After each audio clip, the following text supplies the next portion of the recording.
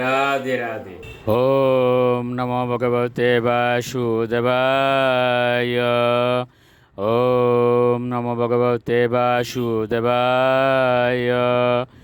ওম নমো ভগবতে বাসুদেবায়। শ্রীমদ্ ভাগবত চতুর্থ স্কন্দ পোষণম অষ্টম অধ্যায়। ধ্রুব মহারাজের গৃহত্যাগ ও বনগমন। শ্লোক 6।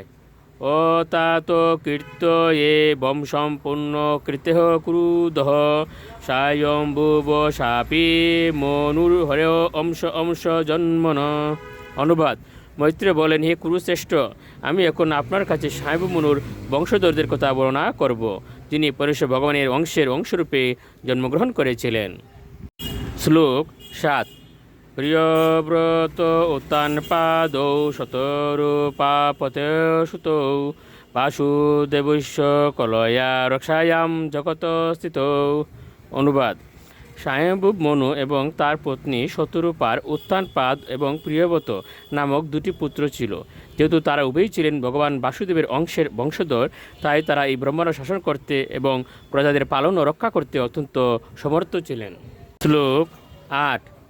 জায়ে উত্তানপাদস্য সুনীতীয় শ্রুচিস্তয়ু সুরুচিয় প্রেয়সী পতুর্নেতরা ইয়ৎ সুতো ধ্রুব। অনুবাদ: মহারাজ উত্তানপাদের সুনীতি এবং সুরুচি নামক দুই পত্নী ছিলেন। সুরুচি ছিলেন মহারাজের অত্যন্ত প্রিয়, কিন্তু সুনীতি, যার পুত্র ছিলেন ধ্রুব, তিনি রাজার ততটা প্রিয় ছিলেন না। শ্লোক 9। একদা সুরুচে পুত্রম অঙ্কম আরোপ্য লালয়ন উত্তমম নারুরুক্ষন্তম ধ্রুবম রাজা ঐবনন্দত। অনুবাদ: এক সময় মহারাজ উত্তানপাদ সুরুচির পুত্র উত্তমকে তার অঙ্কে স্থাপন করে আদর করছিলেন।